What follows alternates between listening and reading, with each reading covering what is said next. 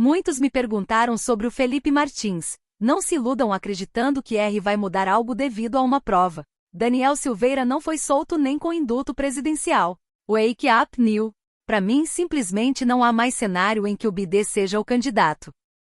Custou a entender, em Estadão?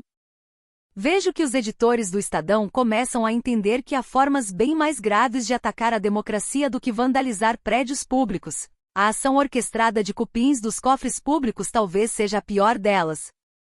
Saudades do devido processo legal.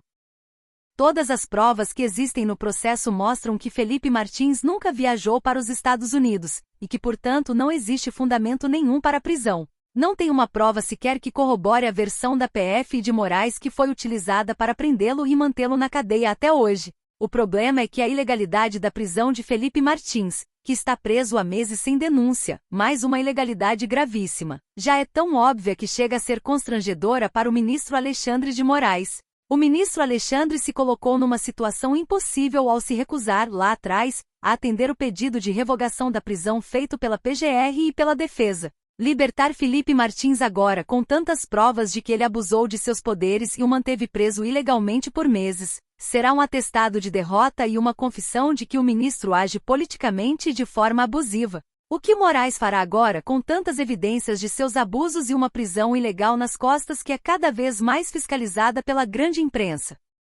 Vladimir Putin anunciou o plano de estabelecer um parlamento intercontinental para o BRICS. Não ficaram claras quais seriam as competências do parlamento. Porém, vale ressaltar que, segundo palavras do próprio Putin, o objetivo seria estabelecer um parlamento que refletisse as políticas do grupo. No momento fazem parte do BRICS ditaduras e autocracias e semidemocracias como Rússia, China, Índia, Brasil e África do Sul. Ainda em fase de implantação temos os seguintes países: Egito, Etiópia, Arábia Saudita, Emirados Árabes Unidos e Irã. A Venezuela de Nicolás Maduro tem feito lobby para sua entrada e inclusive defende que a OPEP seja anexada ao bloco para garantia da instrumentalização do mercado de petróleo no mundo. O próximo passo após um parlamento, caso realmente ocorra, será seguramente a instituição de uma Suprema Corte, que certamente será liderada e dirigida pelo Partido Comunista Chinês e o regime de Putin. O PT, ao lado do Foro de São Paulo,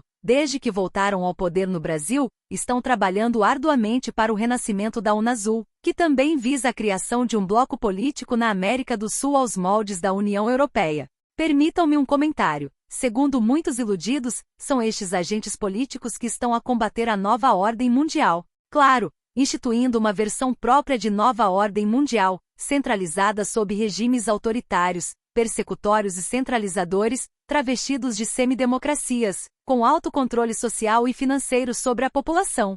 Sugiro que observem com calma os acordos que o PT vem assinando junto ao Partido Comunista da China nas diversas visitas que estão sendo realizadas entre seus membros nos dois países. Caso nada mude, o Brasil está literalmente tornando-se um membro importante do eixo das ditaduras no mundo. Em tempos de governo petista, competência e honestidade são defeitos graves, passíveis de demissão, não de promoção. Sou daqueles que defendem a extinção pura e simples da ABIN. Arapongagem não combina com direitos individuais ou com democracia. As chances de que tal aparato possa ser utilizado de maneira não republicana é sempre grande. Os eventuais abusos devem ser investigados e punidos. O que não dá é para a justiça e a mídia usarem dois pesos e duas medidas na abordagem desses abusos. É no mínimo uma hipocrisia que há 16 anos, quando o presidente era outro e eventos tão ou mais graves foram protagonizados pela ABIN, a mídia não se escandalizou tanto e justiça se fez de morta. E aí, checadores da verdade? Não vai ter checagem para essa falsificação dos fatos? Sorria. O PT voltou.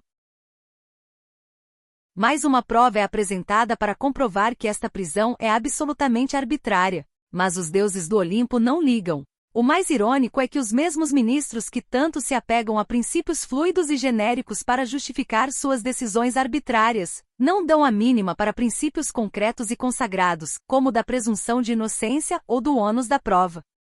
99% dos brasileiros não sabem o que é a taxa Selic, nem têm a mais vaga ideia de como ela é arbitrada. Mas a pesquisa pretende mostrar que o molusco falastrão tem razão, invocando a surrada falácia da maioria.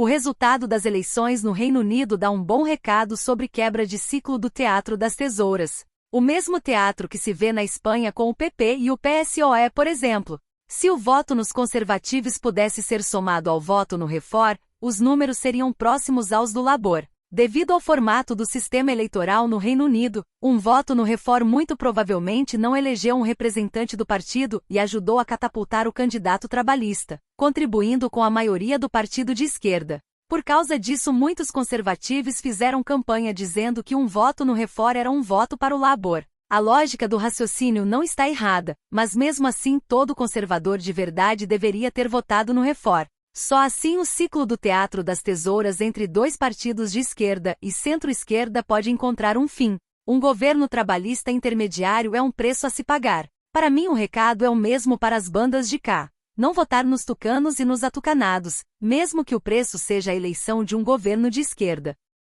Pelo que se tem de informações acerca do caso, a manutenção da prisão preventiva de Felipe Martins é uma das maiores aberrações jurídicas de que se tem notícia neste país. É simplesmente inexplicável, uma violação grotesca às garantias constitucionalmente asseguradas a alguém investigado. Assisti uns trechos da entrevista do UOL com o Pablo Marçal e alguns pontos me chamaram a atenção. Mas o maior deles foi quando a entrevistadora pergunta se pobres não desejam mais ônibus e o Marçal afirma que eles precisam de mais pontos de trabalho próximos de onde moram. Esse trecho ilustra perfeitamente a diferença entre a esquerda e direita em nosso país. Enquanto os primeiros querem promover a igualdade com todos nivelados por baixo, os segundos desejam dar mais oportunidades reais para que todos possam crescer. Como a própria entrevistadora afirma, uma pessoa da periferia demora, em média, mais de 70 minutos para chegar no trabalho. Ter mais ônibus poderia até reduzir alguns minutos, mas ter mais empresas nas regiões pobres certamente cortaria significativamente esse tempo. Goste ou não do Marçal, eu pessoalmente sou até bloqueado por ele. É impossível não concordar que apenas a liberdade para empreender e trabalhar podem mudar o cenário econômico de um país. Enquanto isso não ocorrer, condicionaremos pessoas desassistidas a um eterno espiral de pobreza. Por sinal, a clara ideologia dos entrevistadores do UOL foi um tiro no pé, já que apenas deu mais publicidade para o Pablo Marçal, expondo para o público casos que muitos sequer estavam sabendo, como a treta com a Tabata. Acredito que há chances reais dele de fato virar prefeito. Querem te convencer que aumentar o preço da gasolina é bom, que aumento de imposto é bom. Mentem descaradamente querendo te convencer que o pobre não sofrerá com isso. A Globo News é o que há de pior e mais prostituído na imprensa brasileira. A Rússia bombardeou um hospital infantil de câncer na Ucrânia. Cadê a gritaria sobre isso? A Rússia de Putin ataca um hospital infantil em Kiev, mas o Itamaraty não menciona o amigo Putin como autor do crime hediondo. E ainda adverte que as duas partes devem cumprir a lei internacional. A diplomacia lulopetista, hipocrisia e cinismo em prol da barbárie. Brasil condenou o ataque ao hospital infantil de Kiev, mas sem sequer mencionar a Rússia. Foi certamente um míssil extraterrestre. Veio do nada. A diplomacia lulopetista acaba de morrer de covardia, proibida de se referir ao míssil do amigo Putin. Lula controla todo o Itamaraty. 8,6 bi para parlamentares antes de aprovar a reforma tributária. Isso é a expressão perfeita dessa reforma, mais do nosso dinheiro jogado fora, roubado, transferido para quem não merece e não precisa, financiando Batecu enquanto morre mais de dengue em 6 meses que nos 7 anos anteriores. Governo paga 8,6 bilhões reais em emendas antes de proibição eleitoral. Vamos parar de correr contra nós mesmos e correr contra a ameaça existencial que é Donald Trump. Biden-Harris 2024. Alex Soros, herdeiro de George Soros, declara apoio à candidatura de Biden e define Trump como ameaça existencial. A China acusou a OTAN de difamação, mentira e alerta para a aliança ficar fora da Ásia, além de definir a aliança como uma relíquia da Guerra Fria. A declaração é uma resposta a um comunicado da OTAN que exige que a China cesse todo o apoio material e político ao esforço de guerra da Rússia. Muitas pessoas não sabem, mas em alguns estados é possível votar antecipadamente nas eleições presidenciais, em alguns casos, dependendo do estado. Essa antecipação pode ser de até 3 semanas. Isso gera ainda mais pressa no Partido Democrata para a definição de quem será o candidato a presidente, uma vez que em breve as cédulas eleitorais do Early Vote devem ser impressas.